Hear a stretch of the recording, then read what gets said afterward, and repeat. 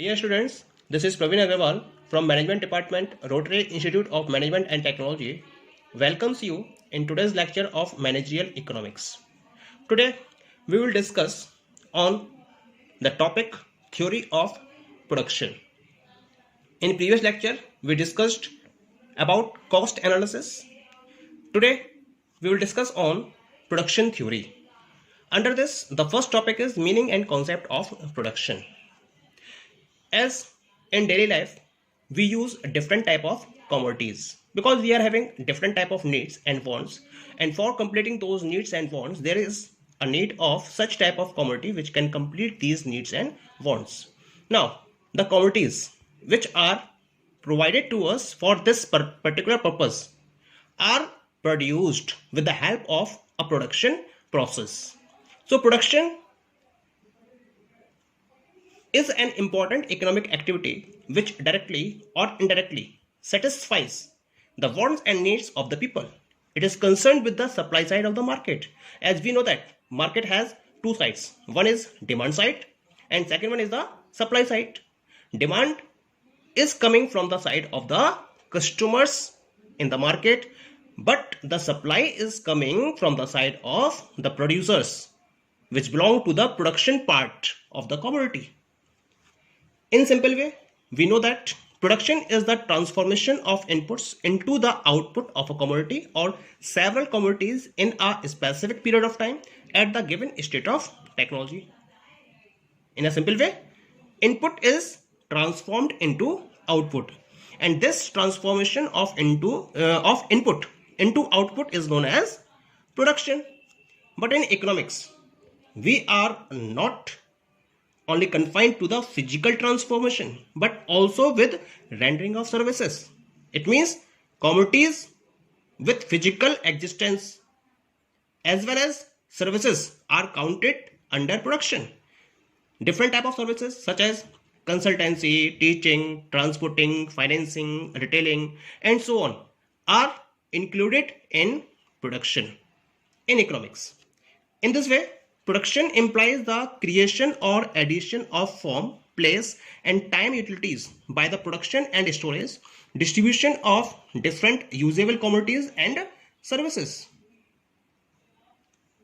It means when we are talking about the production in economics, it means the creation and addition of the utilities, and these utilities are in the form of form utility, place utility and time utility.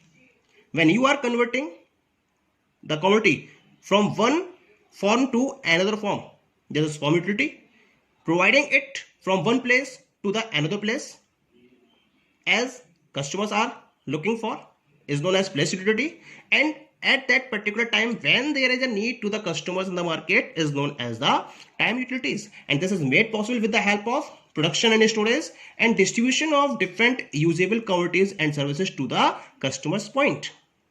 So this complete process is known as production. Clear? Now we are clear with the concept production. Let us come to the next topic, that is factors of production, or in short we know it inputs. So when we are involved in the production process, two variables are there. One is input and second one is output. These inputs in economics are known as factor of production.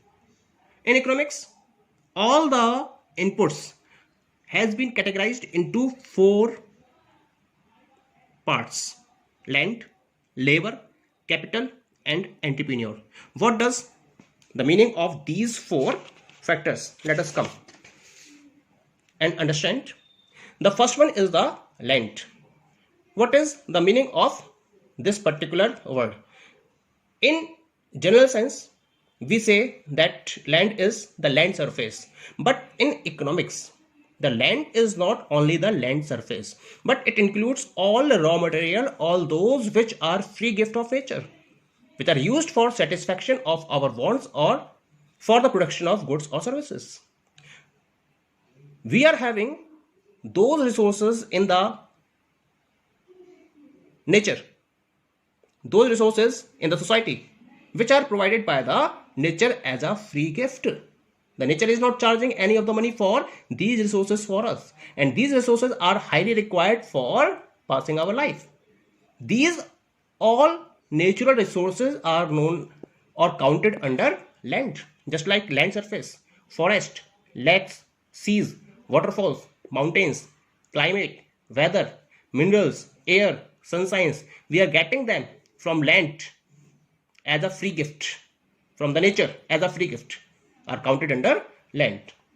Next one is labor.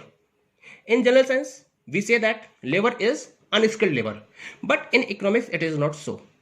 It means all labor which is used in the production of goods and services, whether it is skilled labor, unskilled labor, whether it is physical or mental labor, whether it is technical and non-technical labor, ordinary and managerial labor, all the professionals, all are counted under the word labor.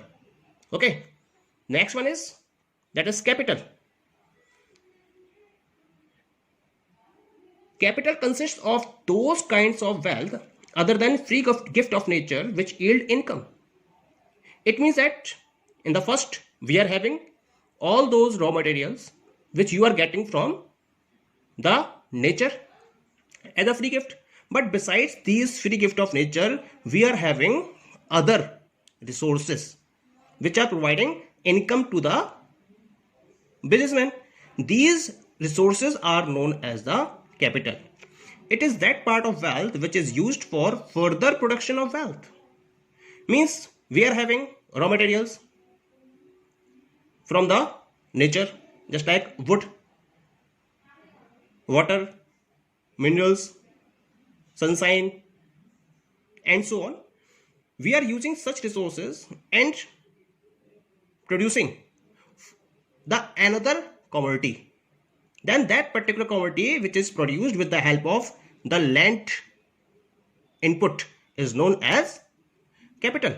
Means for further production of wealth, we are using capital. Just like we are using plant and machinery. These are the man-made resources. When we are talking about the capital, then we count all those resources which are man-made. Just like plant and machinery. These are man-made and used in further production of wealth. Tools, buildings, roads, dams, bridges, means of transportation and communication. All these are counted under capital. Clear?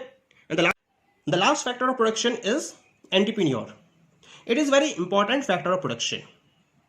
It is that factor of production which organizes, plans and brings together all the factors of production.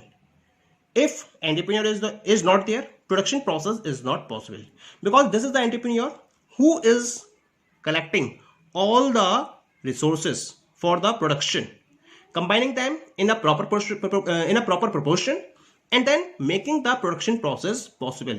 It is the entrepreneur who is making the plans and producing the commodities as required by the society. It is the entrepreneur who is taking the risk of the business. He is doing so because he is looking for a handsome profit with that particular business in the near future. So entrepreneur is the employer of all the factors of production, and without entrepreneur we cannot think about the production process. Thank you.